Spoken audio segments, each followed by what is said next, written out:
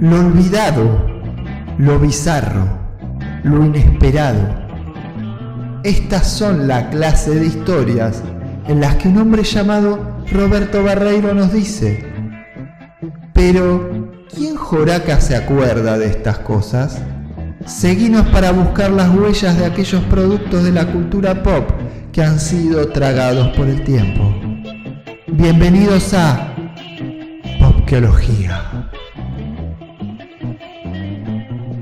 Buenos días, buenas tardes, buenas noches. Este es un nuevo episodio de Popkeología, el programa adentro de la batea que se encarga de hablar de los espacios menos conocidos adentro de la cultura pop. Particularmente este año nos vamos a dedicar mucho a la historieta y a hablar de historietas, si se quiere, no convencionales o de las que se habla poco adentro de los podcasts de historieta. Mi nombre es Roberto Barreiro y acá estamos junto a nuestro amigo Pablo Sapia. Hola Pablo, ¿cómo andás? ¿Qué haces, Roberto? Un saludo a los oyentes de Popkeología que nos estén escuchando en algún momento del espacio y del tiempo. Ok, y vamos a volver, como se acuerdan, si escucharon el episodio anterior, y si no lo escucharon, vayan y escúchenlo. No le cuesta, señor. Es gratis. ¿Cómo se llama? Estuvimos hablando en el primer episodio de esta nueva temporada sobre historieta familiar, historietas sobre familia, sobre el género familiar. Y sobre tiras de diario, ¿no? Tiras de prensa. De tiras de diario, básicamente, porque en general hay muy poco material de esto que salga en revistas propias, son cosas. La gran mayoría del género familiar siempre se explayó, si se quiere, en las tiras de diario, en tiras diarias, en tiras de periódico, ¿no? Es como una cosa muy cotidiana porque justamente como funciona para toda la familia, el espacio de mayor difusión o divulgación de esas tiras siempre fueron más que nada por el diario. Hay algunas excepciones, pero la gran mayoría, sobre todo las salidas en América Latina o en España o en otros lados fuera de Estados Unidos, pero la gran mayoría siempre salieron en diarios, ¿tá? O incluso en cosas, en revistas generales, o sea, era como una cosa siempre de mucho contacto para todo el mundo. Pero bueno, el género apuntaba por ahí. Y nos habíamos quedado aproximadamente durante al comenzar la Segunda Guerra, por cortar en algún momento, porque también era largo, para seguir hablando de las tiras. Y vamos a arrancar ahora con tiras que nos parecen buenas. Esto no es un relevamiento exhaustivo, esto es para decirles, chicos, vayan, miren qué historietas de este género vale la pena leer. Nosotros les decimos, miren, esto está bueno, esto nos parece que está bueno dentro de ese género, péguenle una leída. La idea es que... Por lo menos historietas que han logrado traspasar cierta barrera del tiempo, digamos, ¿no? Hay mucho material en cuanto a tiras de prensa que se leen en tanto y en cuanto un interés sobre la época, ¿no? Una curiosidad de época. Pero estas tiras me parece que siguen funcionando bien más allá del tiempo transcurrido, ¿no? Estamos hablando de 60, 70 años, 50. Sí, 100. Sí, también. Katzenjammer, claro. No, yo digo las que estamos por hablar ahora mismo. Claro, eso sí. Hablamos en el podcast pasado, señora, vaya y escúchelo. Ahí sí estamos hablando de cosas realmente viejas. Claro. Bueno, entonces acá estamos con la segunda parte de esa cosa, que es básicamente una guía, nuestra guía de recomendación de series de historieta de temática familiar. Y vamos a arrancar en un orden más o menos cronológico. Esta vez vamos a empezar, no en Estados Unidos, sino en España, la España de la posguerra franquista. Estamos hablando de posguerra civil, la dictadura de Franco, con un nivel de represión, de problemas de racionamiento, de carestía, pobreza, sí, de gente que literalmente se moría de hambre. Léanse las obras de Carl, para enterarse del contexto, les recomendamos, aunque no tienen que ver, vayan y léanlo también, las historietas de Carlos Jiménez, Paracuellos, Barrio, que cuentan justamente ese periodo. Es un retrato social bastante terrible de eso y que era bastante creíble, digamos, donde los tipos tuvieron años, piensen que en España hasta 1950 y largos están con racionamiento de comida, ¿tá? O sea, los tipos podían comprar una cantidad X de comida que dictaba cosas, no podían comprar más aunque tuvieran la plata, excepto si lo compraban de manera ilegal. O sea, estamos hablando de ese nivel de pobreza, de hambre muy fuerte. En ese periodo, la editorial Bruguera empieza a sacar una serie de revistas humorísticas de un humor muy blanco, de un humor, por un lado, blanco, porque no podían desafiar abiertamente a la censura. Estamos hablando de unos tipos que hacía 10 años te fusilaban porque pensabas de manera diferente o te mandaban preso. Igual pensemos el contexto de Europa de los años 40 y 50 en la posguerra. La censura era algo habitual en las editoriales infantiles. Claro.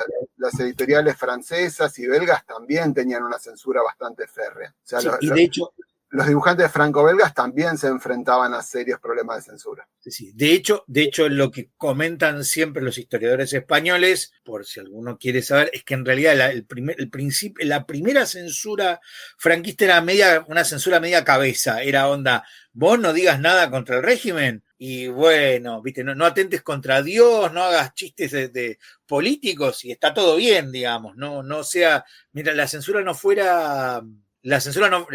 hubiera un ataque directo, nadie te decía un carajo. Y de hecho se aprovecha, de hecho Bruguera con estas tiras humorísticas se va a aprovechar mucho de eso. Vamos a explicar el contexto. Bruguera es una editorial que ya venía funcionando antes de la guerra, funcionaba por 2 empresarios catalanes, que los tipos tenían ciertos contactos, habían sido republicanos en la cosa, o sea, los tipos también eran medio marginales, no eran parte del núcleo duro del empresariado profranquista. Entonces los tipos cuando vuelven, cuando retoman después de la guerra, eran empresarios importantes ya, no era un empresario editorial, una empresa editorial grande, vuelven y retoman la línea de cosas y empiezan a tomar a mucha gente que es lo que se conocía como represaliados. ¿Qué quiere decir esto? Vamos a explicarlo.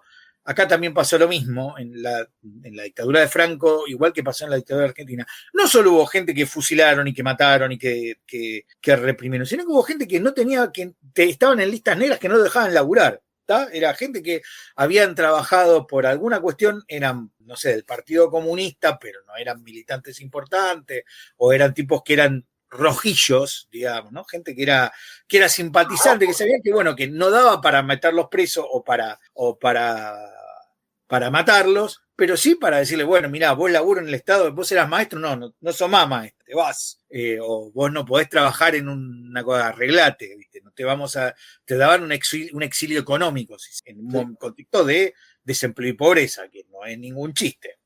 También pasó en Argentina, les aviso, durante la última dictadura también hicieron eso, hubo gente que la rajaron del laburo por pensar diferente, eso no es una cosa, qué loco solo de España, también acá pasó, y en Chile también, y en la mayoría de las dictaduras hacen ese tipo de cosas. Bueno, y aquí también está pasando algo parecido, un poco más light, pero está pasando desde hace un año. Digamos, sí, hay cuestiones interesantes que... Con el desmantelamiento del Estado hay mucha carga ideológica con las personas que dejan afuera. Sí, pero bueno, eso, en el caso específicamente, justamente lo que va a hacer mucho esta gente de Bruguera es tomar a esta gente, dibujantes creativos y que estaban por alguna cuestión u otra fuera del sistema, para hacerlos laburar dentro de sus líneas de humor. Y entonces van a sacar revistas de humor que, si bien no son abiertamente políticas, tienen algún tonito de crítica social, porque los tipos básicamente cuentan lo que pasa en la calle, ¿no? Y entonces van a hacer como chistes jodiendo con los ideales formales del ideal de la... Es como la contracara del modelo ideal de la sociedad que querían Franco, ¿no? Digamos, en vez de tener parejas buenas y cosas con la mujer en la casa y el hombre acá y los niños portándose bien, no, tenés familias que son un quilombo o gente que se caga de hambre, qué sé yo. Justamente. Bueno, es que casualmente el humor es contracultural. Claro, justamente. Y el éxito va a ser... es un panfleto. Claro. Y el éxito de las historietas de Bruguera pasa por ese lado, por el hecho de que los tipos en un primer momento hablaban de cosas que nadie decía. A lo mejor de maneras nada, hoy lo lees y decís, bueno, che, qué quilombo, no pasó nada. Pero eran como sarcásticas, digamos, como irónicas con respecto al contexto. Uno de los dibujantes de estos represaliados era un tipo que se llamaba, no me acuerdo si Josep Escobar o Escobar, no me acuerdo del nombre.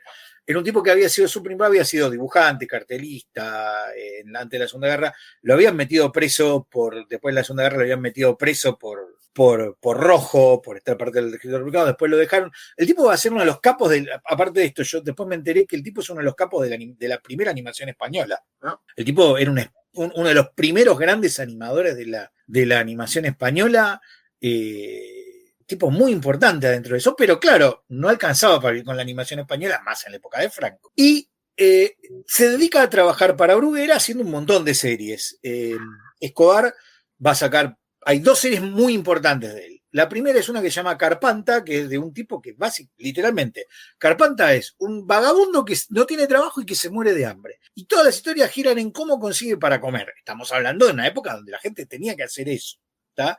Tomaba en toda una joda, pero eso. La otra gran serie que todo el mundo la conoce, o la única serie que va a durar, que va a persistir más allá de su muerte, y que tuvo películas y qué sé yo, es Zipizape. Zipizape es básicamente la versión española de los Katzenjammer Kids. Tenés 2 pendejos, uno morocho, uno de pelo negro, uno de pelo rubio, que son hijos de un catedrático de la lengua, que ¿cómo se llama? Que son un despipor. Los pibes se la pasan haciendo quilombo, siempre se mandan desastres, siempre generan desastres en la familia, siempre están, es la misma estructura de Katzenjammer Kids, chicos rompiendo todo, bueno, es lo que va a permitir obviamente peleándose haciendo esa escuela en todos los lugares, ¿no? Es como se ha mantenido mucho esta trayectoria. Los tipos lo mantuvieron durante muchos años y funciona, digámoslo así. Zipizape es después de Mortadelo y Filemón, que es la gran estrella de la historieta humorística española, diría que está en segundo lugar, digamos así, y que lo publicó montones, porque aparte esto la propiedad era de Bruguera, entonces claro, Escobar no quiso dibujarla más, bueno, la sigue otro, ¿no? Y tuvieron historietas por muchos años. Ahora, te hago una consulta. Hacías un paralelo con Katzenjammer Kids. El final siempre de Katzenjammer Kids era un final punitivo, ¿no? Siempre recibían castigo, digamos. Zipizape, ¿cómo era la cosa? Acá el castigo no siempre es castigo punitivo.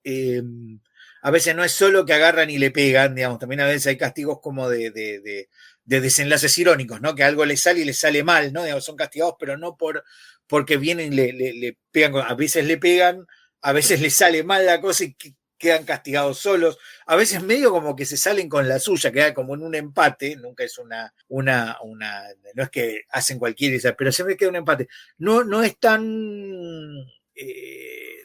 automático el castigo, digamos, ¿no? Tienen una cosa un poquito más de más cosas, y aparte hay como más, hay una cierta distinción entre uno y el otro, que son menos indistintos un poquito menos indistintos que los Katzenjammer Kids, ¿no? Digamos, los dos van desarrollando como ciertas personalidades, como esbozo de personalidades en realidad, donde uno es como más cauto, más astuto y el otro, pero es muy, tampoco es una cosa que sea muy cosa. Y sí, efectivamente, el nivel de castigo y de violencia punitiva baja con el tiempo, ¿no? Digamos, eso también en la evolución, lo que hablábamos, ¿no? El nivel en los 40 los podían castigar mucho más fuerte que en los 70, porque en los 70 no le podían hacer los castigos que tenían en la década del 40, ¿no? Digamos, es una cuestión de cambio generacional. Y que en general, por eso digo, entonces la evolución va afectando que a veces los castigos no son castigos de latigazos, sino mirá, tenés que hacer tal cosa, terminan castigados lavando platos o haciendo tareas que no quieren hacer. Y aparte de una diferencia importante, también tienen mamá, ¿tá? No es solo el papá. El papá, madre, la madre tiene una relación con ellos, no es un personaje que está así nomás, no es solo la señora que pega, los padres también en un punto, no llega a ser una relación profunda, ¿tá? Digo, los padres son como las respuestas, son la autoridad la que tienen que resolver los quilombos, pero no es solo punitiva la cosa, es un poquito más útil, tampoco es que, digo, hay una cierta evolución, ¿tá? En ese sentido, no nos encontramos ya ante la cosa obvia de desastre, castigo, desastre, castigo, desastre, castigo de los Katzenjammer. Hay un poquito más de sutileza. Más que con el tiempo también, con un montón de cosas van elaborando ciertas cosas, aunque nunca se sale del todo de esta lógica, ¿no? Básicamente los dos pibes son dos desastres, ¿está? ¿Qué es eso? Yo les recomendaría, si quieren leer, no hay muchas compilaciones de esto, excepto a lo mejor en digital, buscar, hay gente. Probablemente si alguno de España se está escuchando nos pueda dar alguna pista de qué más. Yo les recomiendo mucho leer los primeros y después en los 70 tienen un auge bastante grande porque tienen revista propia y todo eso. Y ahí hay historias que no están, casi la mayoría no están dibujadas por Escobar, que también se dejan leer sin ningún problema. No es bastante amable es bastante amable el estilo de Zipizape y todavía se deja leer muy bien. Eso.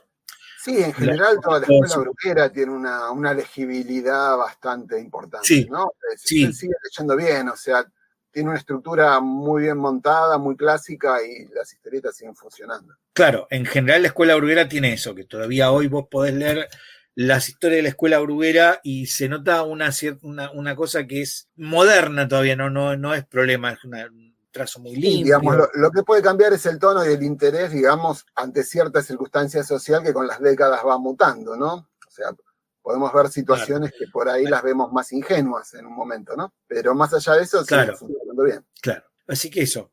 Yo les recomiendo para empezar, si buscan Zipizape, denle con Zipizape, que vale la pena pegarse una leída a algunas de las historias. Volvamos ahora sí a Estados Unidos, y teníamos a, ¿cuál era, Pablo? High and Lois, o sea, Lalo y Lola. Lalo y Lola. Lalo y Lola es una cosa interesante porque empieza teóricamente en otra tira. Claro. Lalo y Lola empieza en la tira de Beetle Bailey. Efectivamente, Beto el Recluta también para nuestros amigos latinoamericanos, y no sé si en España también creo que era Beto el Recluta. Beto el Recluta, que es una tira de Mort Walker. Mort Walker era un tipo que venía de la ilustración. Esto es interesante. El tipo venía de la ilustración publicitaria. Hay que entender que después de la Segunda Guerra, la ilustración publicitaria se va a comer a un montón de dibujantes de historieta, se va a atrapar un montón de dibujantes en la época para que se niega, la época de Mad Men, ¿está?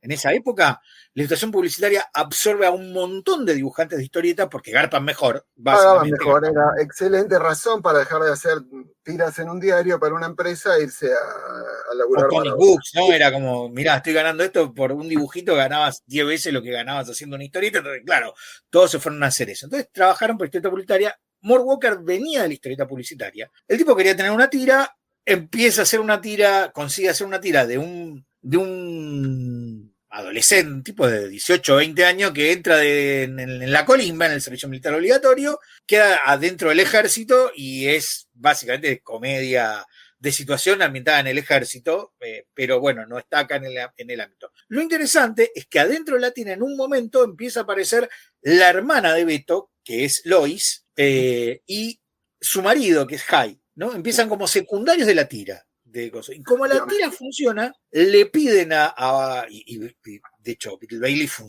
un exitazo que vendía en todos lados del Syndicate. Hay una edición muy linda de Dolmen, de hace poquito. ¿La de High and Lois o de Beto? No, de Beetle Bailey. Ya. Le recomendamos Beetle Bailey, aunque no entre dentro del ámbito de acá. Es muy divertido, tiene momentos de humor, de humor muy divertido, es muy graciosa. La verdad que tienen un gran manejo del gag. Y le piden que hagan una segunda tira, porque está funcionando bien, y Mort Walker dice, bueno, vamos. Entonces hagamos una tira con High and Lois, y convierten a High and Lois en la tira. En toda la regla. ¿Cómo? Un spin-off en toda la regla. Totalmente. Y convierten a High and Lois en el retrato de la vida de la familia nuclear norteamericana del periodo de 1950. Que es interesante acá, por ejemplo, estaría muy bueno comparar las diferencias que tienen High y Lois con la otra gran tira de la familia nuclear, que era Blondie, ¿no? Que hablamos. Absolutamente, sí. Por ejemplo, una cosa importante es que dele. Un detalle antes de empezar a hablar de la tira en sí. La tira la dibuja Dick Brown, no la dibuja Mort Walker. Dick Brown, ¿no? Es verdad. Mort Walker era el autor completo, ¿no? de Beetle Bailey. pero para este spin-off, él escribe los guiones, pero los dibuja Dick Brown, que debía ser ayudante de él en aquel momento. Sí, y aparte Dick Brown era otro tipo que venía también de la parte publicitaria. ¿Tá? Efectivamente, y después, un par de décadas después, va a tener un éxito muy grande, pero vamos a hablar un poquito. Sí, de hecho, a mí me pasaba una cosa siempre, no sé si te habrá pasado a vos, el estilo de Brown de High and Lois y el estilo del Mort Walker de Beetle Bailey no son tan diferentes, son bastante parecidos. Sí, claro. Mismo trazo limpito, tiene un trazo muy limpio, es como de línea muy poco, no es muy detallado, es como que dibujan más las ideas de la escena que la escena en sí, digamos, ¿no? Es un estilo bastante abstracto, ¿no? Muy sintético. Muy de línea, muy fácilmente reconocible, muy amable también para el lector. Sí. ¿No? O sea, no es un dibujo expresionista, es un dibujo bastante cerebral. Claro. De hecho, funciona muy bien para dibujos animados, ¿no? Es ese estilo un poco salvando las distancias, ¿no? Pero como pueden tener los dibujos de Hanna-Barbera, estilo Picapiedras, ¿no? Claro. Que es un diseño muy perfecto y que se sirve muy bien para la reproducción, ¿no? Para reproducirlo. Y que se puso muy de moda en este periodo, ¿no? Digamos, en los 50 hay como un paso de la cosa del tramado de la rayita y de ponerle fondo a todo a una cosa cada vez más estilizada, ¿no? Es una sensación que uno tiene. Sí, yo creo que eso también forma parte de una consecuencia de evolución del género en tanto industria, ¿no? Pensemos que a principios del siglo XX era una cosa completamente experimental, que los artistas hacían cualquier cosa y estaba bien porque no había un editor que los nucleara y dijera, no, hace esto, hace lo otro, porque no sabía lo que era el cómic en aquel momento, se estaba inventando. Y a lo largo, a partir de los años 30, 40, 50, empieza a estandarizarse, ¿no? Y yo creo que el laburo de Mort Walker es exactamente eso, ¿no? El resultado de 3 décadas de laburo estandarizado, ¿no? Un producto acabado y terminado, ¿no? Con un estilo limpio para el gran público. Sí, y aparte pasa otra cosa, en esos años 50 pasa algo importante también en términos de reproducción, que es el hecho de que las tiras de los diarios empiezan a reducirse, de a poco empiezan a reducirse de tamaño. Las tiras pasan de tener espacio. Hay una simplificación en el dibujo bastante importante. Claro, porque piensen que las tiras pasan de tener aquello espacio para hacer 6 viñetas o 5 en una misma tira a reducirse también, entonces quedar de 5 a 4. Entonces tenés que ir achicando cosas, porque si tenés menos espacio para contar y menos espacio para mostrar cosas, ¿no? Sí, digamos que podían pasar de tener de 20 y pico de centímetros de ancho a tener, no sé, 15. Y eso influía a la hora de mostrar los detalles, porque no tenés tanto espacio para mostrar. Eso le va a influir, eso le va a pegar mucho más a las historias de aventuras que necesitaban un dibujo más realista que las humorísticas. Las humorísticas lo van a manejar mucho mejor. Una de las soluciones fue estilizar su dibujo, como en este caso, por ejemplo, ¿no? Sí, absolutamente. Pero bueno, High and Lois, veamos diferencias entre High and Lois y Blondie. Sí. En un punto son muy parecidas, en el sentido de que los dos son... de hecho, yo diría que High and Lois es incluso más en términos de personalidades, son bastante más blandos. High and Lois es como una pareja casado con 3 hijos. ¿2 o 3 hijos? Creo que tienen 2. No, 3 tienen, porque tienen chica y la bebé, que claro, sí. Es más interesante, digamos, de todos. Sí. Pero en un punto son bastante blandos, en el sentido de que es como ¿qué personalidad tienen? Tienen mucha, incluso menos personalidad en un punto que Blondie y Deadwood, digamos. Sí, pensemos también que Blondie arranca más arriba, ¿no? Más power, una historia más de pareja, inclusive de desencuentro familiar, ¿no? Es un poco más trágico y luego se asienta en una historia de matrimonio blanco, aunque con grises bastante punzantes por momentos. Claro. Después la tira con el tiempo se va a ir estandarizando más. Claro. Vos tenés que High and Lois arranca como una tira de pareja que está viviendo en los suburbios, que era una cosa nueva en ese momento en Estados Unidos, con auto, una cosa, Blondie no tiene auto, High and Lois tiene auto, son clase media. Son clase media yankee de los 50, tipos que tienen una casita, su auto, 2 hijos, 3 hijos, y que tienen historias cotidianas, y que a mí siempre me pareció que era muy blandito, son chistes muy blanditos, al chico le pasa algo, Tal vez lo más interesante es que el personaje más tiene al bebé, que es uno de los primeros bebés pensantes de este típico coso, ¿no? Del bebé que no habla, pero que tira globos de pensamiento muy filosos. A mí siempre fue el personaje que más me gustó de Hyan Lois. Definitivamente, es como el contrapunto, el bebé teniendo los comentarios filosos, digamos. Sí. No hiperfilosos, pero más agradables. Se leyó acá en el diario Crónica, si no me equivoco. Salió en muchos lados, sí, en Crónica sí. Salió, yo lo leí ahí, seguro. De hecho, salió en un suplemento de historietas que traía Crónica Croniquita. De los años 80. Sí, yo lo leí ahí. Y debe haber salido en más lados, seguramente, porque también esto era como... nunca fue nada espectacular, pero es importante. ¿Por qué? Porque es un reflejo de la familia nuclear americana de posguerra. Si me preguntás a mí, es más importante que buena. ¿Tá? Sí. No es mala. No. A mí siempre me pareció que le faltaba un poco de sal, ¿no? Pero yo creo que más que nada es por el hecho de que era sencillamente un spin-off bastante comercial, entonces dijeron, vamos a hacer un producto.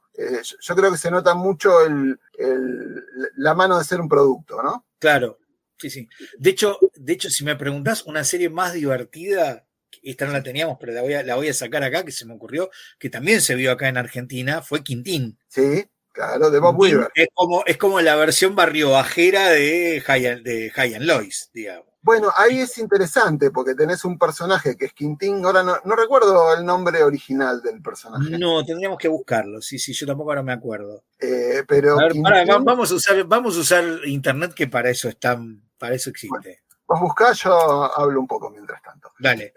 Quintín lo que tiene, podríamos decir que es una especie de antecesor de Homero Simpson, ¿no? Es un personaje de barrio, de ciudad pequeña, ¿no? Que vive en una casa también al estilo de los Simpson, con un patio y una cerca, con vecinos, y el tipo tiene, a diferencia de Homero, que tiene un trabajo en la planta nuclear, Quintín es un vago diplomado, ¿no? Es un vago diplomado, el tipo no le gusta laburar. Sí.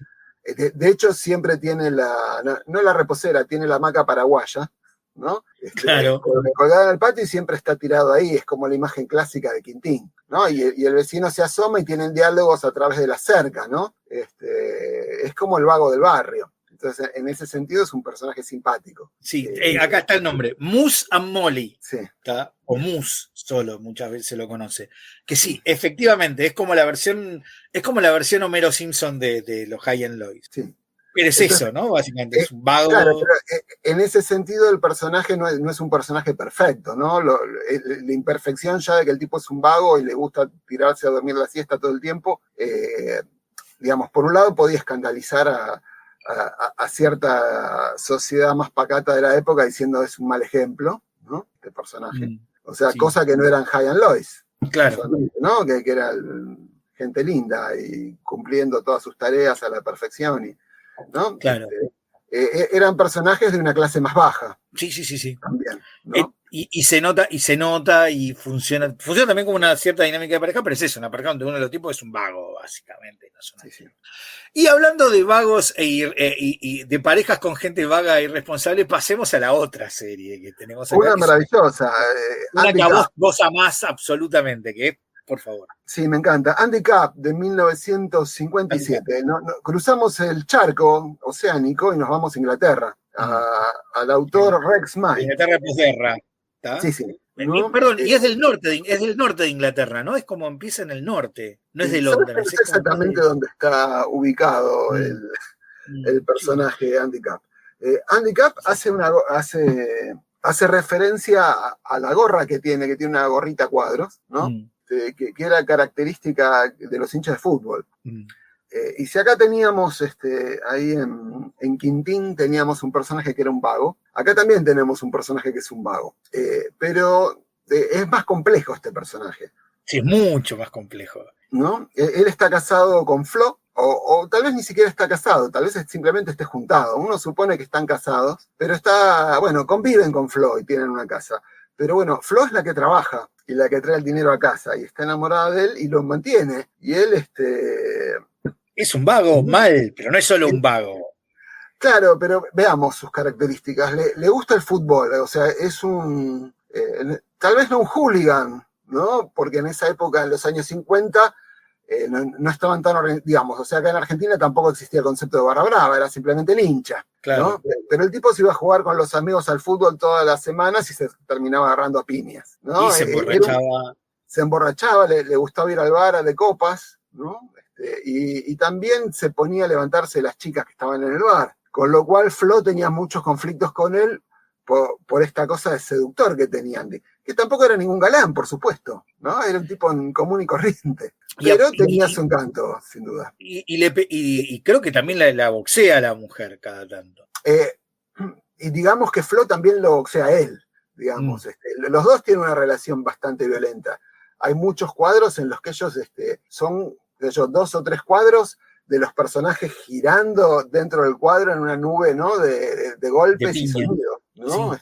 Por momentos es violenta, ¿no? O sea, representa, digamos, a una pareja de clase baja, ¿no? Un personaje vividor, bebedor, violento, y ella también violenta, ¿no? Y ella también bastante abusada en ciertos sentidos, ¿no? Bastante abusada por este personaje que es bastante crápula, pero al mismo tiempo también son bastante cariñosos y se quieren también, ¿no? Es bastante contradictorio. Claramente esta tira hoy sería imposible de que existiera, ¿está? Es una serie que es imposible hay que entenderla en el contexto cuando salió, por favor.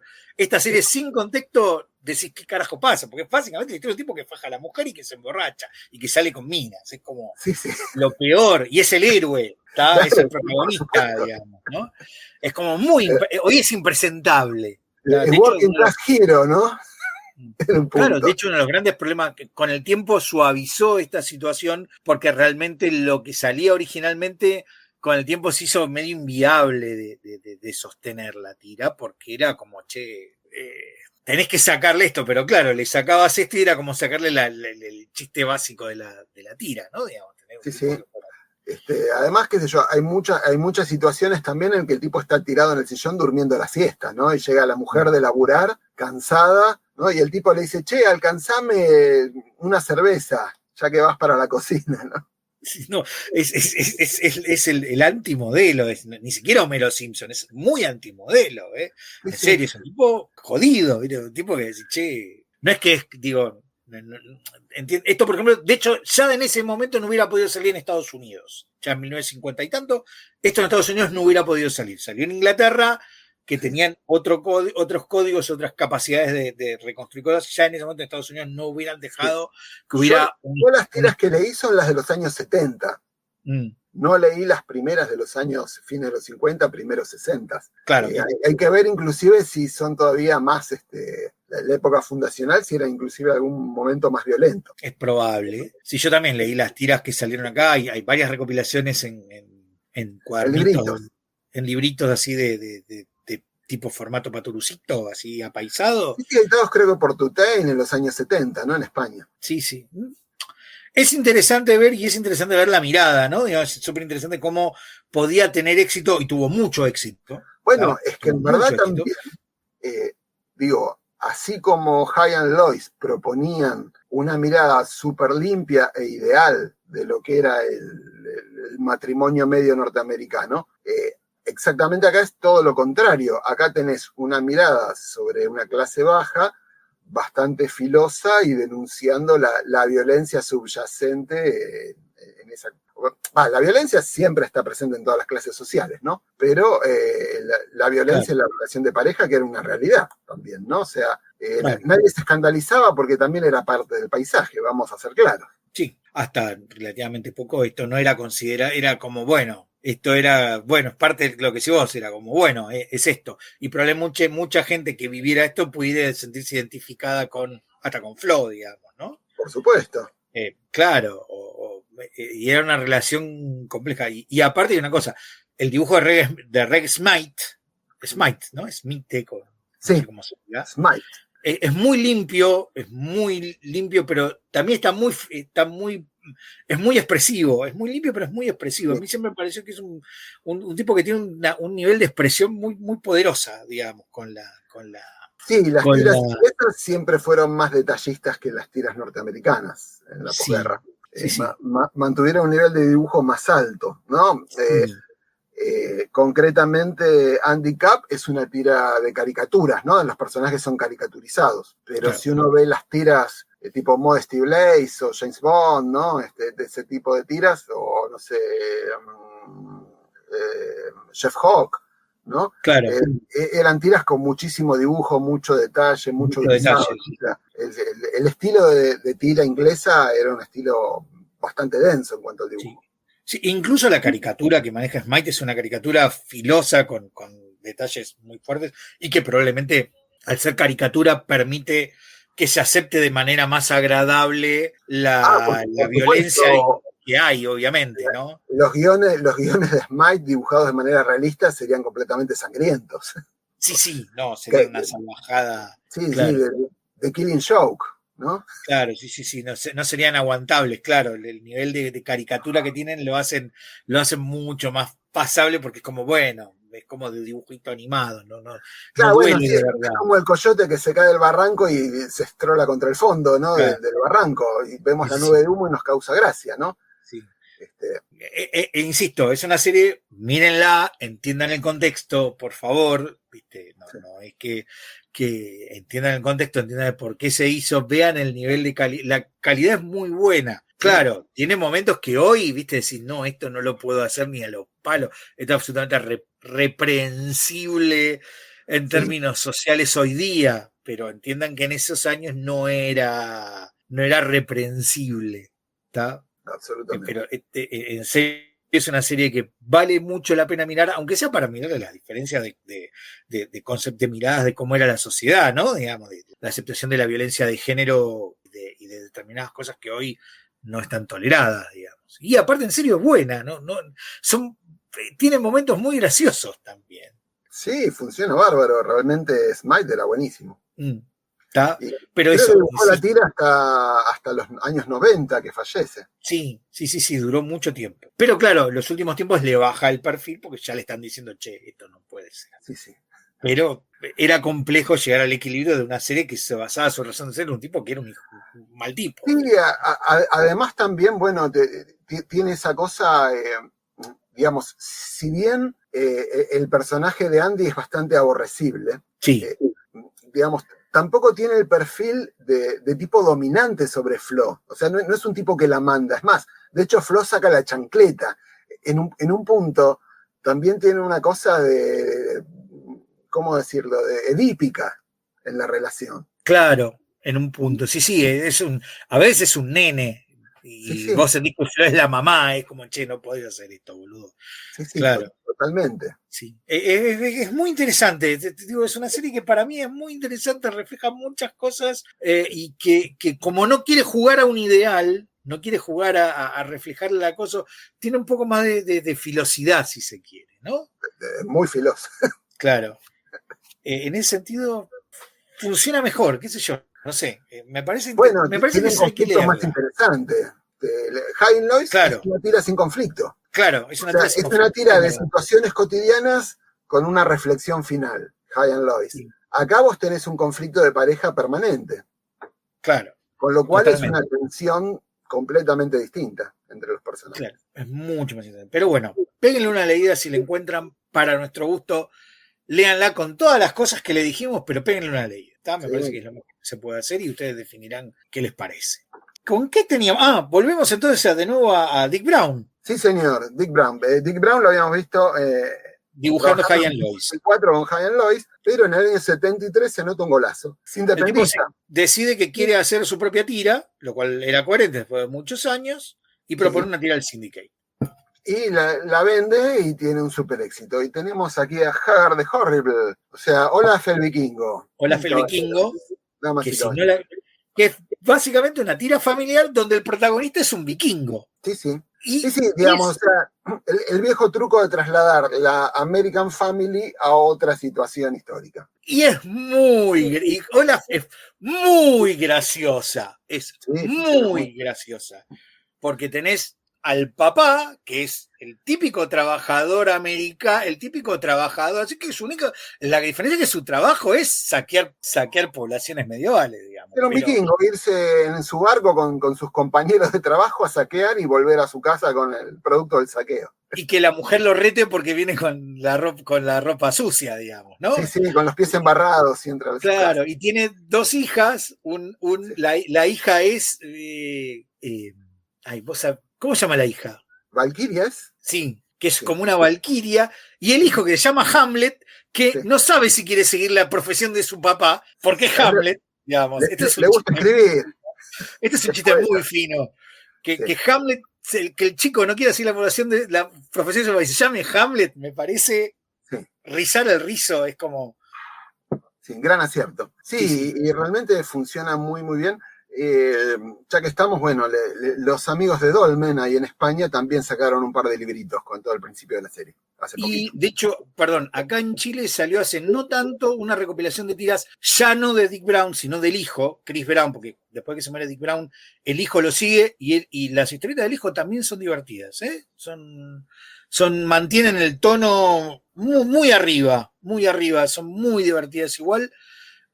Salieron hace no tanto en recopiladas y está muy bien, o sea, en serio es muy divertido porque es muy graciosa la comparación, de repente hacen esos saltos de comparar esto con la situación de lo que uno conoce como los vikingos y funciona muy bien, digamos, es muy divertida la serie. Los personajes son muy divertidos, el amigo de él tiene un amigo medio cobarde.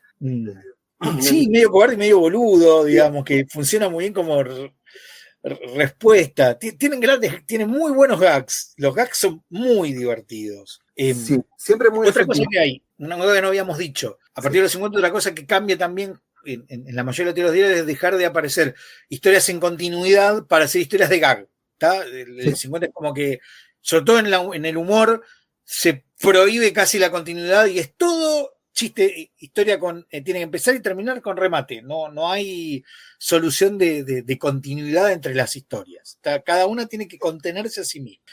Sí. Y en ese sentido, Haggard es un ejemplo. Creo que los remates, todas las historias tienen grandes remates. Dick Brown es un maestro de manejar el remate final de una manera brillante, ¿no? Sí.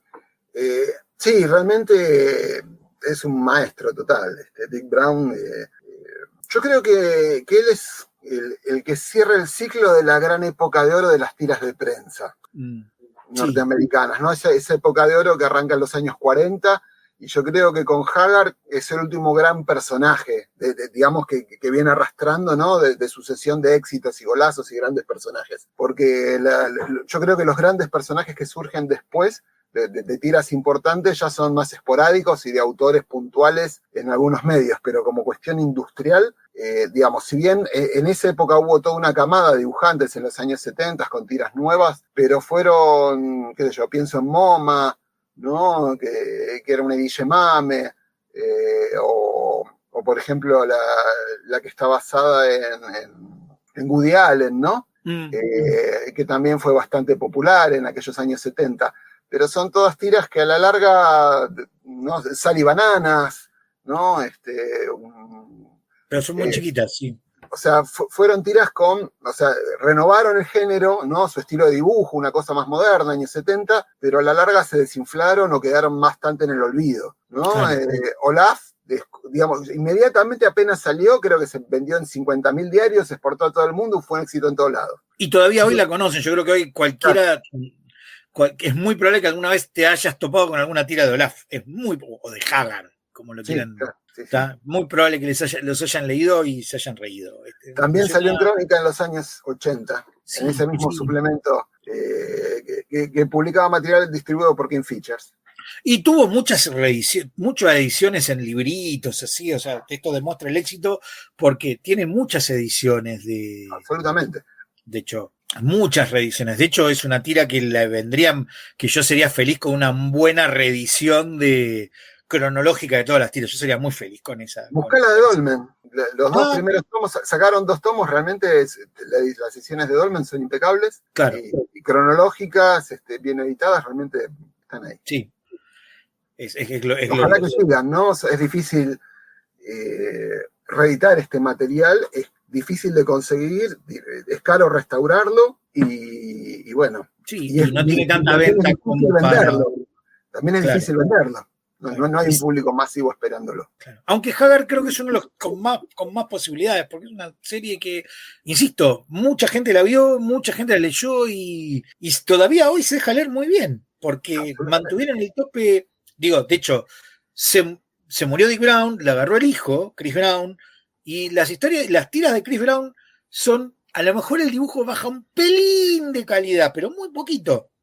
Sí. Pero el guión sigue siendo igual de bueno. Y por cierto, el dibujo de Brown, si bien es muy estilizado, sí, también le pone un poquito, para mi gusto, le pone un poquito más de gancho que lo que le ponía a Jaime. Me parece se nota que le pone más onda al dibujo. Tiene un estilo más expresivo. Claro. ¿No? O sea, ya en el diseño de los personajes, o sea, Hagar es un tipo obviamente con barba, ¿no? Y con un traje con piel, y ya el grafismo que tiene con la barba y con el piel le da una cosa más expresiva que esa línea tan blanca y tan pura que tenía Ian Lois. Claro, lo hace mucho más agradable. O sea, este es otra tira que nosotros le recomendamos, pero como en serio a niveles estratosféricos, porque la serie es muy divertida. No creo que se vayan a agarrar algo de Hagar y digan, che, esto no me sacó alguna sonrisa. Es muy, muy entretenida. Pero sí es verdad que es como el último gran hit de la edad dorada, si se quiere, de la tira de las tiras diarias.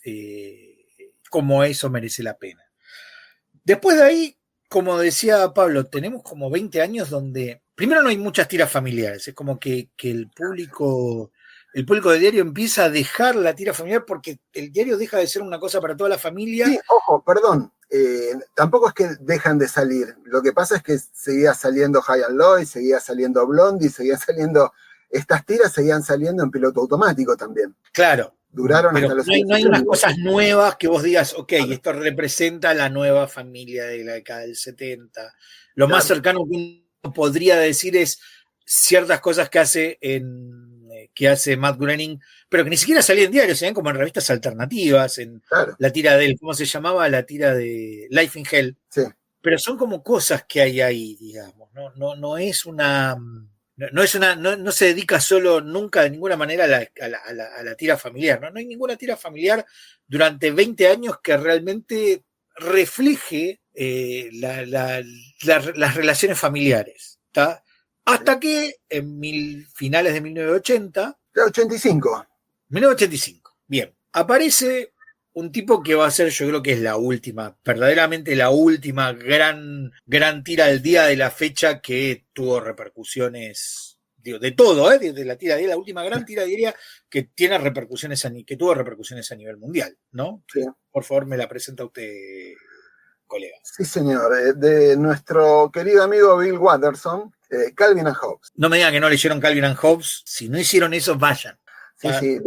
Búsquenla, se consigue señor, en Latinoamérica, buscan en buscador de internet y están todos los libros. Están todos los libros, salió en un montón de diarios acá, por ejemplo en Chile durante años, no sé si la sigue sacando, pero el diario de las últimas noticias, que es el diario más vendido de Chile o que fue más vendido durante mucho tiempo, la tenía todos los días, todavía la tenía hace unos años, todavía estaba, no sé si sigue. Aquí salió La Nación durante un tiempo, no tuvo demasiado repercusión en los lectores de La Nación, desgraciadamente. Sí, pero tiene muchísimo. Premisa, si alguno vive en una burbuja y nunca leyó Calvin y Hobbes. Sí. Calvin es un chico de 6 años que tiene de amigo a su mascota, de amigo, no sé si imaginario o no, porque esos son los datos geniales de la serie, a un tigre que se llama Hobbes, que todo el mundo lo ve como su tigre de peluche. El mundo... Sí.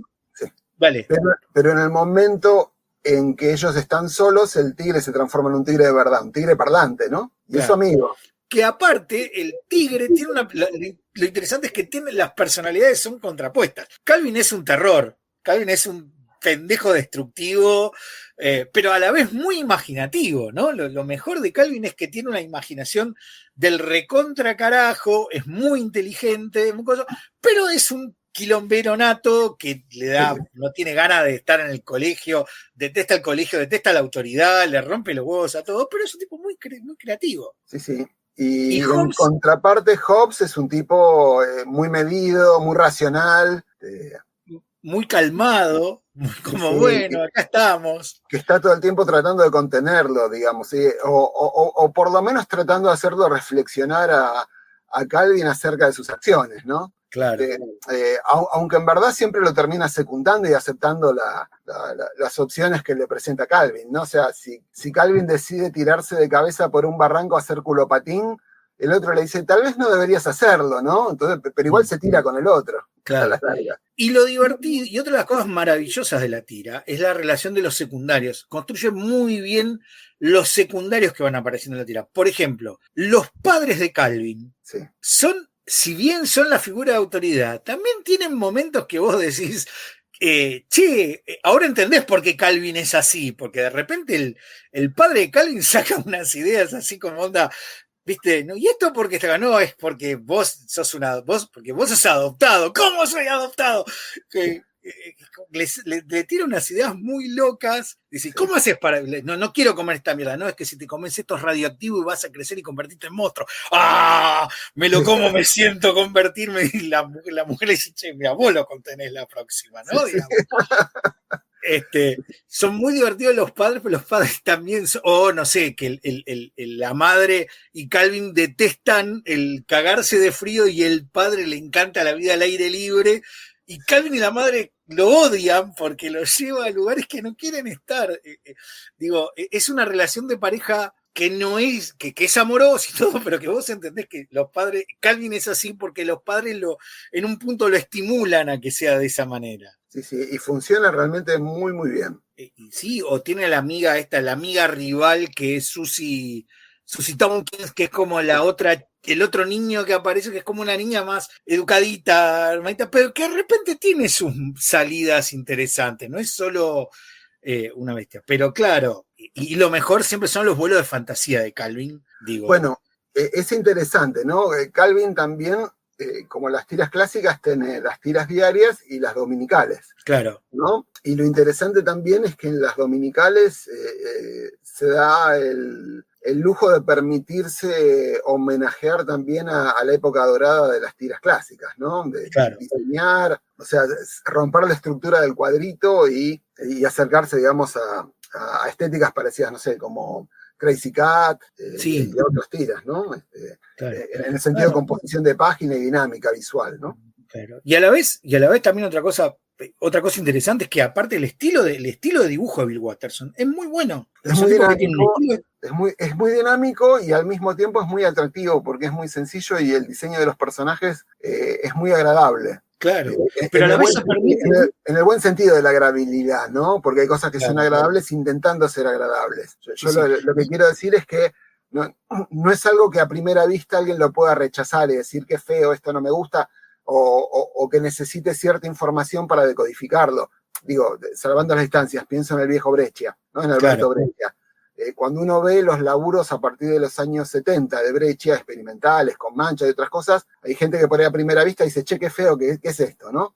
O sea, necesita cierta educación visual para poder decodificarlo. Calvin no, pero es un gran dibujo al mismo tiempo. Claro.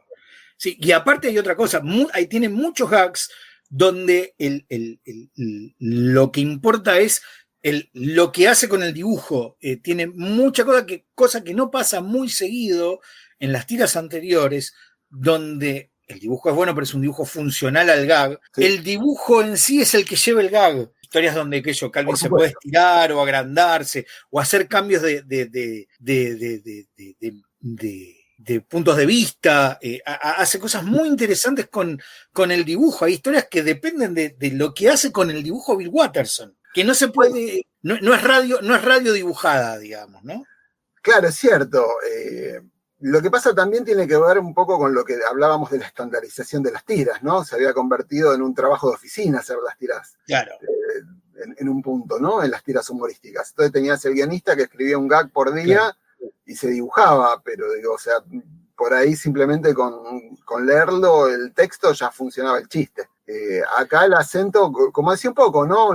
La vuelta a esa dinámica visual, ¿no? Del cómic, claro. la tira de prensa, que se había perdido, ¿no? Porque la dinámica visual había pasado al comic book. Claro. ¿No? Podíamos tener justamente composiciones más complejas y divertidas en un comic book con diseño de página y eso, y en la tira se había perdido. Y Watterson recupera eso para las tiras de prensa. Y de hecho, uno de los motivos, y él este era uno de los motivos con los que Watterson, que va a tener una relación conflictivísima con su Syndicate, de mucho conflicto, una de las relaciones cruciales era que Watterson quería forzar los límites, jugar con cosas, y el Syndicate le decía, no, che, esto es mucho, no, che, esto es mucho, no, che, esto es mucho. Y el tipo se emputeció mal durante mucho tiempo porque se encontraba en conflicto permanente con el Syndicate. El tipo estuvo muy cansado de la lidia e hizo algo que ¿cómo se llama?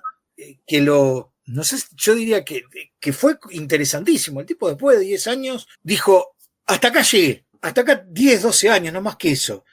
Hasta acá llegué, esto se acabó acá, termina Calvin and Hobbes y van a ver algo interesante, otra cosa interesante. El Syndicate también hinchaba las pelotas por generar merchandising, porque fue un éxito importante. Y Bill Watterson se ha negado de manera sistemática toda su vida a que haya algo más, que haya merchandising de Calvin. No hay merchandising de Calvin, al menos oficial, no existe, porque Bill Watterson se ha negado de manera sistemática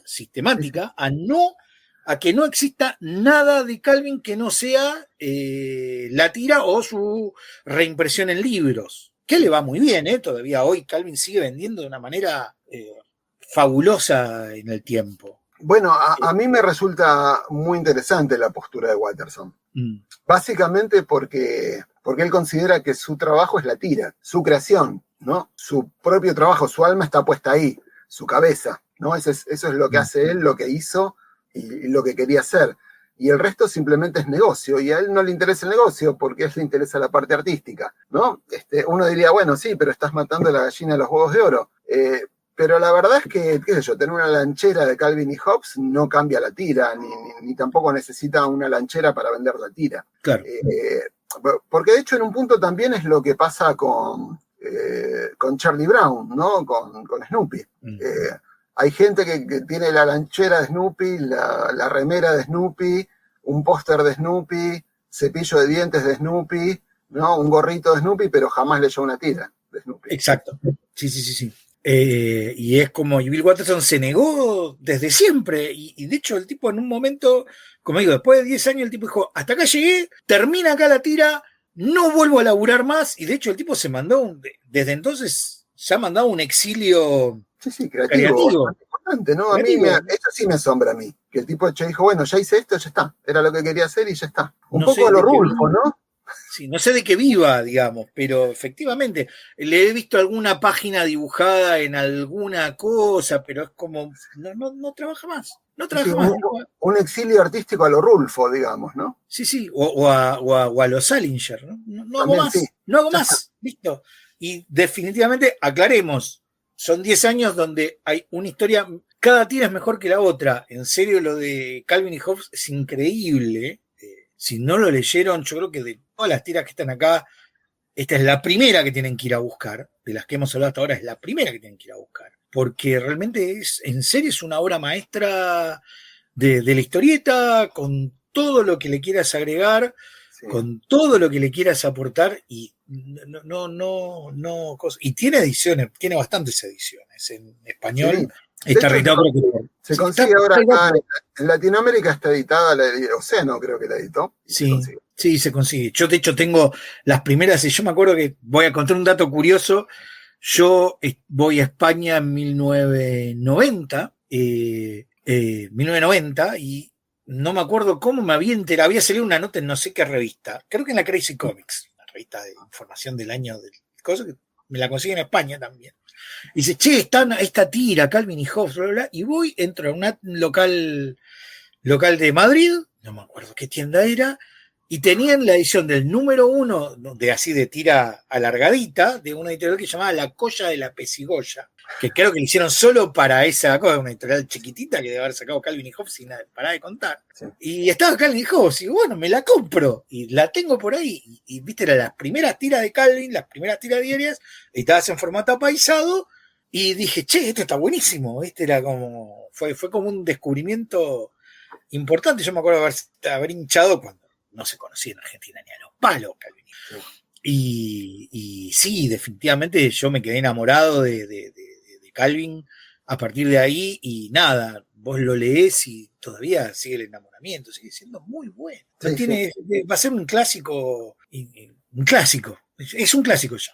Absolutamente. Sin ninguna duda. Y eso, disfruten los 10 años que hay, porque son 10 años buenísimos, no.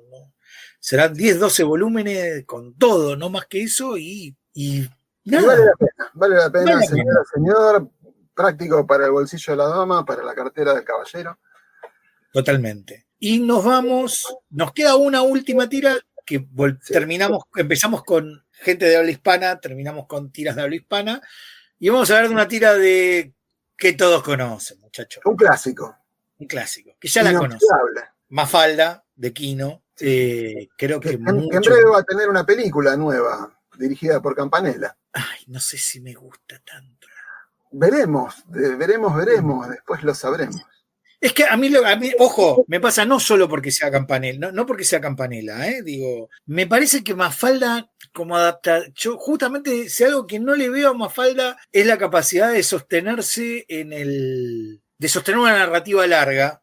Porque que es el problema que ha tenido en todas las adaptaciones audiovisuales que tuvo. Claro, porque Mafalda es una tira de chistes, ¿está? Es una tira de gag cerrado. Y yo entiendo que las personalidades se construyen, pero se construyen justamente a partir de la repetición del chiste. Algo que funciona muy bien en los 30 segundos que uno puede leer la tira, no sé si se aguanta en 90 minutos, ¿está? Es uno de los grandes... es un desafío, porque ahí lo que tenés o tenés una película que es una sucesión de gags, lo cual sería anticlimático, claro, ¿no? O directamente necesitarías escribir un guión desde cero. Claro, y construirle hacer una película con lenguaje cinematográfico, ¿no? Claro, y sobre todo darle carnadura a la evolución de los personajes, que son básicamente arquetipos, digo, porque los personajes de Mafalda son arquetipos. Manolito es el gallego tacaño, Susanita es la señora bien, que aspira a la señora de alta sociedad. Claro, ¿no? Libertad claro, la libertad de la progre, Felipe es el vago, o sea, son arquetipos. O sea, y lo que funciona muy bien como arquetipo en un remate de 30 segundos, porque con eso te explica todo, claro. No sé cómo se puede desarrollar. Pero bueno, no hablemos de posibles adaptaciones, hablemos de la tira. A esta altura del partido se sabe, empezó como una cosa que salió para un diario para promocionar los productos Mansfield, señora. Claro, una marca creo que de lavarropas o no sé qué era. No, de electrodomésticos en general, que nunca salió a la venta. Iba a ser Ditela. Claro, empieza a salir la tira, y empieza a salir la tira. A lo mejor contátela vos, porque seguro vos conocés mejor la historia de cómo es la publicación de. Sí, no recuerdo bien exactamente, pero aquí no le piden una tira comercial, ¿no? Para vender, que tuviera una publicidad subliminal, por decirlo uno, porque Siam iba a lanzar esta línea de productos Mansfield, de electrodomésticos, y la idea era que hubiera una tira y venderla en el cual los personajes usaran, qué sé yo, la aspiradora Mansfield, la licuadora Mansfield, y que estuvieran de fondo en la tira, ¿no? O sea, que está la mamá en la cocina con la licuadora Mansfield ahí, que se vea, ¿no? El aparato, para una publicidad subliminal. La cuestión es que, por un lado, la línea de productos nunca salió a la venta, y por otro lado, la tira la rechazaron también porque se dieron cuenta que era una cosa comercial un poco descarada. Y Quino se la guardó en el cajón, digamos, fue un proyecto de laburo simplemente. Y un tiempo después, a Quino le piden, no sé si Brasco o quién le habrá pedido una tira para el diario El Mundo, supongo, ¿no? ¿Debutó en El Mundo, Mafalda? Creo que era El Mundo, sí, yo creo que era El Mundo. Bien. Así de memoria. Claro, y el tipo abre el cajón y dice, tengo estos personajes que había hecho, entonces los saca del cajón y los rearma para para una tira familiar en Diario El Mundo. Y cuando se va al Diario El Mundo, no sé si porque el Diario El Mundo quiebra o lo que sea, lo pasan a 7 días, que era una revista que vendía... 7 días ilustrados. Que era una revista que vendía muchísimo en esos años. Sí. Entonces, claro, entre eso generó un éxito. Y después empiezan a salir las tiras primero por Jorge Álvarez, si no me equivoco. Y después la edición de Jorge Álvarez, efectivamente, la primera edición. Y después por De la Flor, que ha vivido que De la Flor construyó su editorial gracias a Mafalda, digamos, ¿no? Y aquí, efectivamente. Sí, y de hecho, y aquí no le pasa lo mismo que a Bill Watterson, que es el hecho de que no saquea después de 10 años, ya me tiene inflado los cocos, Mafalda la deja. Sí. La diferencia es que siguió haciendo Yo creo que la circunstancia fue distinta también, ¿no? Lo de Kino yo creo que fue una decisión artística ya personal, de decir, bueno, no. A diferencia de Watterson, que Watterson se retira al ostracismo, digamos, ¿no? O sea, un poco como diciendo, no soporto la relación con los syndicates, no me banco al medio, ya está, se van todos, ¿no? Y los manda a paseo, ¿no? Kino lo que hace es decir, bueno, yo me quiero dedicar a mi página de humor, que es lo que realmente a mí me da satisfacción hacer. Claro. De hecho, he leído algún reportaje diciendo que Kino declaraba que él se encontraba calcando los personajes ya al final, digamos, o sea, por la estructura, digamos, no por una cuestión, digamos, de bajeza artística, porque de hecho todos los dibujantes laburan con mesa de calcar, ¿no? Claro. O sea, es algo habitual. Lo que pasa es que él se encontraba en ese pozo creativo de decir, bueno, tengo una tira con viñetas y los personajes tengo que recrear todo el mismo personaje en todas las viñetas, ¿no? O sea, evidentemente era una cuestión creativa que a él no le gustaba. Claro, y estaba cansado y decidió generar espacios creativos y claramente después se va a ir a la página de semanal esta que salía en las revistas de Clarín. Sí, en 7 días, después se pasa a la revista de Clarín. Y que efectivamente le da mucho vuelo poético. Y recordemos también que estas tiras las vendía a su vez en España, en Francia, en Italia. Claro. Con lo cual, digamos, el nivel de producción y venta que tenía, y ya inclusive las ventas de Mafalda, yo creo que le permitían tener una estructura económica para dedicarse simplemente a dibujar su página semanal y ya está. Claro. Nada más. Digamos, no le queremos sacar mérito a Mafalda, ¿eh? Mafalda es una gran tira que funciona muchísimo, que claro, uno a veces hasta la da media por sentada porque todos leímos Mafalda. Claro. ¿No? Todos leímos Mafalda. ¿Te gusta? Yo aprendí a leer con Mafalda. Todos aprendimos con Mafalda, todos agarramos un moco. Es una serie que, si vos me preguntás, ok, ahora estamos en medio de la furia de Eternauta, pero la verdad, si normalmente cuando vos hablabas de historieta argentina, en el mundo, decir historieta argentina implicaba para muchísima gente, implicaba decir Mafalda. Absolutamente. ¿Está? No, que quede claro la importancia en la historieta argentina de Mafalda. Es un hito crucial de la historieta argentina, de todas maneras. Lo que pasa Argentina, es que Argentina y mundial, ¿no? Porque sí. Recordemos que Mafalda trasciende Argentina, es éxito en Europa y bueno, y creo que ha llegado a China también. Claro, y digámoslo así, Mafalda siempre se la califica como el Peanuts argentino, cuando en realidad yo tengo mis disquisiciones. Yo creo que eso justamente lo hablábamos, ¿por qué Peanuts no está en esta lista? Porque Peanuts es una tira de niños, pero no es una tira donde la familia importe, ¿tá? No es una tira familiar. Claro. Peanuts es una tira de chicos adultos, digamos, donde tienen reflexiones, cosas, pero que funciona desde otro lado, no funciona con una dinámica familiar. Primero, Mafalda tiene una dinámica familiar. Tiene 2 padres que son de la clase media argentina de los 60, o sea, otro momento de la ciencia ficción. Hoy por hoy es parte de la ciencia ficción. ¿Cómo se llama? De clase media argentina, con un departamentito y un Citroën y cosas y nada más, y que tienen relación con ella, y que tiene un hermanito, y que hay gags centrados en esta dinámica, que el padre tiene momentos de ¿cómo se llama? De querer conectar con los hijos que fracasan miserablemente. Sandokan al abordaje, ¿san quién? Claro. Sí, recordemos, en primer lugar, lo que dijimos, que bueno, nace obviamente como un pedido comercial, ¿no? El origen de Mafalda.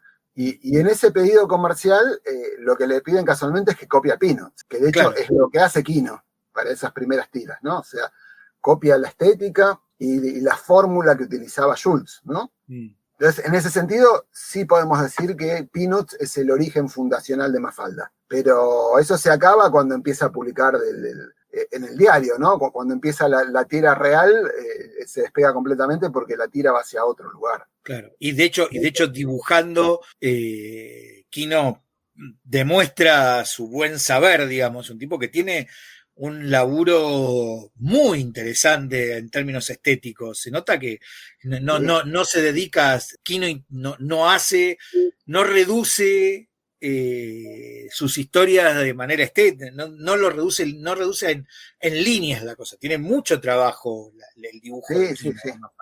Realmente que sí. No es menor, tiene un trabajo mucho más nervioso. Sí, y es interesante ver también la evolución, ¿no? Recordemos que Mafalda sale de 1964 a 1973, ¿no? La década del 60 es una década, bueno, atravesada por distintos tipos de conflictos sociales, guerras y otro tipo de cosas, y Mafalda también es un reflejo de esa sociedad, ¿no? A diferencia de Peanuts, que se mantiene en un mundo abstracto, ¿no? De relaciones y neurosis de los personajes, Mafalda es un personaje atravesado por la realidad, que comenta la realidad. En ese sentido, Mafalda está muy emparentada con el humor político de la época, ¿no? Y es heredera también de revistas argentinas como La Ricotipo, o no sé, o La Paturuzú, que si bien soslayaban la política, el humor político siempre estaba presente. Sí. Mafalda tiene cosas que hoy por hoy son que si no las explicás contextualizando, hay tiras que no se entienden. Digo, cuando habla de Utant, ¿quién carajo era Utant? Utant era el secretario de las Naciones Unidas en el periodo que estaba Mafalda. Digo, claro. El chiste, digamos, después del golpe de Onganía, sale la famosa tira de Mafalda con el primer plano y la frase, y entonces esos que nos enseñaban en la escuela. ¿De qué estamos hablando? Estamos hablando de que la Constitución y la democracia y todo eso, claro. Pero sin ese contexto no se entiende la tira. O sea, hay muchas tiras de Mafalda que hoy son difíciles de entender porque o se pierden los sentidos porque estaba hablando de algo específico. Claro, sí. Y aquí no mantiene un diálogo con la realidad que no tiene Peanuts nunca. Claro, no, por supuesto.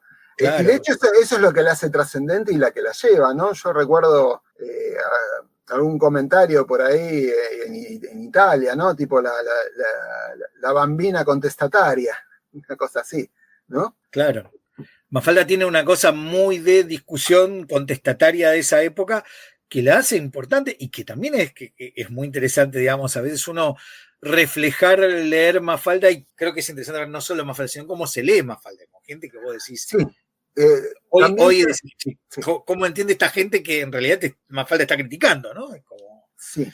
Que además también tiene una evolución interna Mafalda, ¿no? O sea, claro. Empieza con esa dinámica un poco de tira de niños, ¿no? Es el grupo nuclear familiar de Mafalda, que es Mafalda y su madre y su padre, con un par de amiguitos, con 3 amigos. O sea, originalmente estaba Susanita, Manolito y Felipe. Claro. ¿No? Y a partir de ese punto de partida, la tira empieza a crecer y, bueno, con el tema diario y el punto, yo creo que de hacer una tira diaria, se le empiezan a meter la actualidad diaria en la tira a Quino, claro, ¿no? Claro. Y empieza a crecer a partir de ese punto. Claro. Lo que pasa es que sí, lo que hace muy bien es que maneja los análisis, las cosas políticas sin dejar sin irse directamente a hablar de la política del día a día de manera directa. Eso es lo que todavía la logra manejar trascendente, porque digo ahí. Claro, y el palito de abollar ideologías es glorioso y todavía se mantiene. Digamos. Claro, bueno, pero hace toda una lectura de lo que es la clase media y la evolución de los personajes también, como dentro de ese contexto de clase media argentina de los años 60, que claro. También en un punto tenía puntos de contacto con la clase media europea, ¿no? Ciertos paralelismos que hace que también la tira funcione en Europa. Claro. Esa cosa de clase media ilustrada, ¿no? Claro. Y lo que ha hecho muy difícil que haya hoy por hoy una respuesta, una nueva Mafalda en Argentina, porque no tenés ese discurso posible sin entrar en niveles de crítica social jodida, ¿no? Estoy pensando en este personaje de Javier Robela, ¿cómo se llamaba? La nena que es casi un indigente. Claro, digo, o ¿cómo se llama? O las cosas de Lanelli de Langer que ya van a otro lado de Sí. sarcasmo puro y duro, digamos, ¿no? Sí, además, digamos, por ejemplo, Mafalda hablaba de Vietnam, ¿no? Hoy una tira que hable, por ejemplo, de Gaza, no te la publican. Claro. La censura que existe hoy en día en los medios de comunicación es mucho más fuerte que la que existía hace 60 años. También es cierto eso. Hoy no habría una tira de Mafalda sobre la guerra en Gaza. El conflicto árabe-israelí, puff, Tom y Jerry, lo sacamos. Esta tira no la publicamos. Claro. Que es una de las causas, creo que es una de las causas también por la que las tiras dejan de tener éxito, ¿no? Digamos, creo que la capacidad de no hablar de la realidad, de autocensurar o de censurar directamente, ¿no? La realidad de cosas, no, mantenerlo en chistecitos obvios. Sí. ¿Viste? Sí. Y si no, te vas al otro lado, al salvajismo de la revista que es bajada de bajada política, ¿no? Digamos, no tenés. Claro, bueno, pero Mafalda nunca fue panfletaria en ese sentido. Claro, Mafalda habla de política, pero no panfletea la política. Eso sí. Claro. Pero... Sí. Y es interesante también el recorrido, ¿no? del personaje. Veamos, en un momento, cuando la tira empieza, no tienen televisor y en un momento le compran el televisor a Mafalda, ¿no? Claro, y es importante. Y después aparece el padre que se compra el auto, ¿no? Claro. Hay toda una evolución socioeconómica de los personajes, ¿no? Claro. Hoy le comprarían el celular a Mafalda, claro. Claro. Pero pensamos, digamos, que el padre de Mafalda consigue este empleo que tiene, ¿no? Este empleado pobre que tiene que ir a laburar todos los días, que lo tiene tan mal, ¿no? Claro. Hay alguna tira, hay una tira en que reflexiona sobre ir a laburar todos los días, ahora no me sale la reflexión de Mafalda, ¿no? Pero tipo esclavitud, no sé, como si le saliera esa palabra, ¿no? Para definir la situación. Pero vemos, digamos, esa cosa positivista, ¿no? En el sentido de que si vos tenés un empleo, te vas a comprar un televisor, una licuadora, después vas a poder sacar un crédito para comprarte un auto y te vas digamos, también en un momento los personajes se van de vacaciones, ¿no? Ciencia ficción argentina, obvio. Era una novedad para la clase media, ¿no? Antes la clase media trabajadora no se iba de vacaciones, o sea, ya era un triunfo social, un ascenso social. Sí. Voy a Mar del Plata, claro. Se van a la costa, después se van a la zona de los lagos del sur en un momento, ¿no? Claro. En otras vacaciones. Ciencia ficción argentina, hoy por hoy es ciencia ficción, digamos. Pero bueno, claro, eso no es culpa de la tía. Que mantiene a su familia, la esposa no trabaja, se dedica a ser solo ama de casa, lo cual, bueno, también tiene otro diálogo acerca del fracaso en profesional, ¿no? Que mete Quino con eso, ¿no? Bastante incisivo, ¿no? Y el rol de la mujer en la sociedad. Pero bueno, ahora nos pasamos de rosca, ahora es mamá, ¿cómo que no laburás 20 horas por día para ayudar a mantener la casa? Digo, creo que sería una cosa que estaría muy interesante y que creo que estaría muy bueno. Chicos, todos ustedes que hacen investigaciones históricas, eso es, loco, hagan cómo se lee Mafalda en el tiempo, digo, porque todavía hoy sigue teniendo mucho arrastre Mafalda, todavía sigue vendiendo de manera regular, ya a esta altura es un clásico, digamos, todo el mundo, digamos, tiene alguna Mafalda por ahí dando vuelta. ¿Cómo se lee Mafalda? ¿Cómo se lee esa Mafalda en este contexto, digo? ¿Y cómo ha ido evolucionando en el tiempo ese análisis? No sé, es una cosa que estaría interesante de ver. Sí, yo escribí en un homenaje a Mafalda que hubo la evolución de los personajes en el tiempo, ¿no? O sea... sí, es verdad. Hice una pequeña tira, digamos, de investigación, estilo revista sensacionalista, diciendo qué fue de los actores de la tira, ¿no? 20 años después, ¿no? Y qué hicieron de su vida los personajes cuando dejaron de trabajar en Mafalda, ¿no? Eso, y uno tenía un kiosco, Miguelito tenía un kiosco, ¿no? Qué sé yo, al padre de Mafalda lo había agarrado la hiper, había vendido el auto, ¿no? Estaba ahí, claro. La pobre madre estaba enferma, pero había conseguido la jubilación de ama de casa que le había dado Cristina. Guille militaba en la Cámpora. Claro.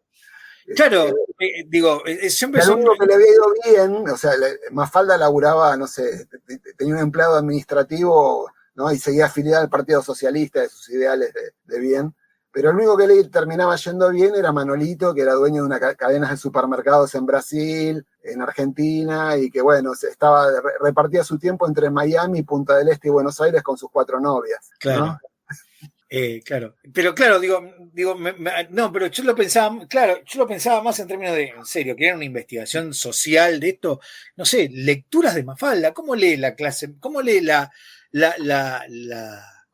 cómo lee la Argentina de hoy una serie tan anclada en un país que ya no existe, ¿no? Digo, es como lo que hablamos, lo que pasa con el Eternauta, creo que, perdonen que me meto con el Eternauta, todos están hablando del Eternauta, lo sé, pero justamente cómo se interpreta, digo, eso va a ser interesantísimo en la versión de Campanella, cómo interpreta Campanella a una serie de personajes que vivían en un universo social completamente diferente del actual. ¿Cómo se lee Mafalda hoy? Bueno, yo creo que, digamos, si él toma esos personajes de manera abstracta, ¿no? Como decíamos, ese arquetipo, ¿no? de cada uno, no le va a funcionar. Sí, yo creo que también porque estaría hablando de una sociedad que ya no existe, con lo cual no se estaría dirigiendo a nadie.